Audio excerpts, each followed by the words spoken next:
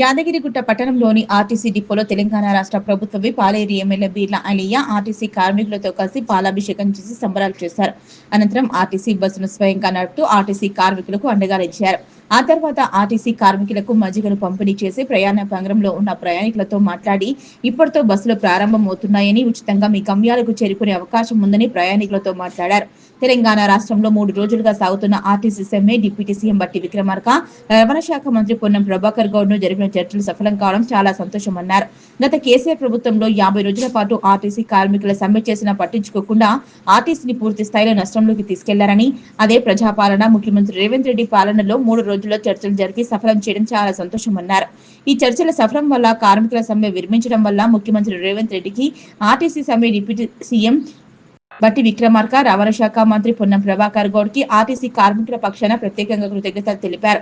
11% fitment ఆమోదం వల్ల కార్మికుల దీర్ఘకాల డిమాండ్ నెరవేర్చినట్లే అన్నారు. ప్రజల ఇబ్బందులు తగ్గించేందుకు బస్సుల చర్చల సఫలం అనంతరం రోడ్డెక్కడం అభినందనీయమన్నారు.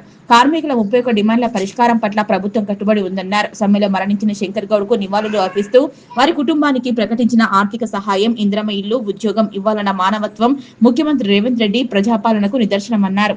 రాష్ట్రంలో ఆర్టీసీ కార్మికులు ప్రజాసేవలో కీలక పాత్ర పోషిస్తున్నారని ప్రశంసించారు. వారి సమస్యలను ప్రభుత్వం సానుకూలంగా పరిగణించి డిమాండ్ల పరిష్కారానికి కృషి చేస్తుందన్నారు. ఉద్యోగ భద్రత, వేతనాల వంటి అంశాలను ప్రభుత్వం దృష్టి సారిస్తుందన్నారు. కార్మికుల సంక్షేమం కోసం అవసరమైన చర్యలు ప్రభుత్వం తీసుకుంటుందని హామీ ఇచ్చారు. ప్రజలకు ఇబ్బందులు కలగకుండా అందరూ కలిసి పనిచేయాలన్నారు. ఆర్టీసీ కార్మికుల సమస్యలు పరిష్కారంతో పాటు గత ప్రభుత్వాలు చేయనటువంటి సాహసోపేత నిర్ణయాలతో పాటు వాళ్ళ 31 డిమాండ్లతో పాటు వాళ్లకు 11% ఫిట్నెస్ ఇవ్వడం అంటే చాలా సంతోషం. ఇలా తెలంగాణ ఆర్టీసీ కార్మికులంతా కూడా హర్షాతిరేకాలు వ్యక్తం చేస్తున్నారు. మరి 3 రోజుల సమ్మెను మా ప్రభుత్వం సానుకూలంగా వాళ్ళ డిమాండ్ పరిష్కరిస్తుంటే ప్రతిపక్షాలు లేనిపోని రాద్ధాంతం చేసి ఇంకా చాలా రోజులు సమ్మె నడిస్తే బాగుంటుండే, నష్టాల్లో ఉన్నటువంటి ఆర్టీసీ లాభాలు తీసుకొచ్చిన ప్రజాప్రభుత్వాన్ని ఇబ్బంది పాలు చేయాలి, ఆర్టీసీ కార్మికులను నష్టపరచాలని ఒక దురుద్దేశంతో ఇలా లేనిపోని కళ్ళబొల్లి మాటలు మాట్లాడుతున్నటువంటి బీజేపీ, బీఆర్ఎస్ గతంలో బీఆర్ఎస్ అధికారం ఉన్నప్పుడు 50 రోజులు సమ్మె జరిపి ఎంతో మంది ప్రాణాలు, ఆర్టీసీ కార్మికుల ప్రాణాలను బలిగొన్నటువంటి బీఆర్ఎస్ పార్టీ మరి 3 రోజుల సమ్మెకే రాద్ధాంతం చేస్తున్నారు.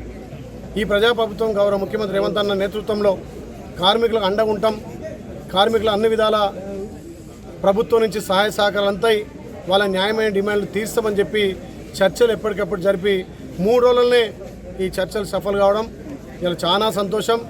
ఇలా ఆర్టీసీ కార్మికులంతా కూడా పండుగ వాతావరణంగా ఆలయ నియోజకవర్గం యాదగిరిగుట్ట డిపోలో సుమారు 500-600 మందితోటి ఇలా పాలాభిషేకాలు చేసి, గతంలో ఏ ప్రభుత్వం కూడా ఇంత పెద్ద ఎత్తున మాకు స్పందించలేదు, మా కష్టాలను గుర్తించలేదు, మా డిమాండ్లను నెరవేర్చలేదు. కానీ గౌరవ ముఖ్యమంత్రి రేవంత్ అన్న ఇలా డిప్యూటీ సీఎం గారు బట్టి విక్రమార్క గారు, ఆర్టీసీ శాఖ మంత్రులు పొన్నం ప్రభాకర్ గారు మాకు 11% ఫిట్నెస్ ఇవ్వడం, ఇలా అన్ని విధాలా మాకు సహకరిస్తున్నందుకు ప్రత్యేకంగా వాళ్ళు ధన్యవాదాలు తెలిసి సంబరాలు చేసుకుంటారు. ముఖ్యంగా ఒక దుర్ఘటన అసలు చాలా బాధాకరం. ఆర్టీసీ కార్మికుడు శంకర్ గౌడ్ చనిపోవడం చాలా బాధేసింది. ఆ కుటుంబానికి ప్రభుత్వం అండగా ఉండి 10 లక్షలు కూడా వాళ్ళకి ఇవ్వడం జరిగింది. 10 లక్షలతో పాటు ఆ కుటుంబంలో ఒక ఉద్యోగం, వారికి ఇందిరమ్మ ఇల్లు ఇస్తాను కూడా ప్రభుత్వం మాట ఇచ్చింది. ఇది కార్మికుల పట్ల మా ప్రభుత్వానికి ఉన్న చిత్తశుద్ధి కాబట్టి కార్మికుల డిమాండ్లు అన్నీ కూడా నెరవేరుస్తూ ఇలా ప్రజాప్రభుత్వం గతంలో వాళ్ళు చేయనటువంటి పనులు ఇలా మేము చేసుకుంటూ వస్తున్నాం. కాబట్టి ఇది తెలంగాణలో ఒక గొప్ప నిర్ణయంగా ఆర్టీసీ కార్మికులకు ఎంతో ఉపయోగపడే విధంగా, వాళ్ళ జీవితాలని మార్చే విధంగా ఇలా ప్రజాప్రభుత్వం తీసుకుంది. కాబట్టి యాదగిరిగుట్ట డిపోలో పెద్ద ఎత్తున సంబరాలు నిర్వహిస్తున్నారు. ఈ నిర్ణయం తీసుకొని ఈ చర్చలు సఫలం చేసినటువంటి ప్రభుత్వానికి ఇక్కడ కార్మికులు, గ్రామంలో ఉన్నటువంటి ప్రజలు కూడా పెద్ద ఎత్తున హర్షాలు వ్యక్తం చేస్తున్నారు. ఇలా రోడ్లన్నీ పల్లెలకు, పట్టణాలకు వెళ్ళి సంబరాలు చేసుకుంటారు. కాబట్టి ప్రభుత్వానికి మళ్ళొక్కసారి కార్మికుల పక్షాన ప్రత్యేకంగా ధన్యవాదాలు వేస్తున్నారు.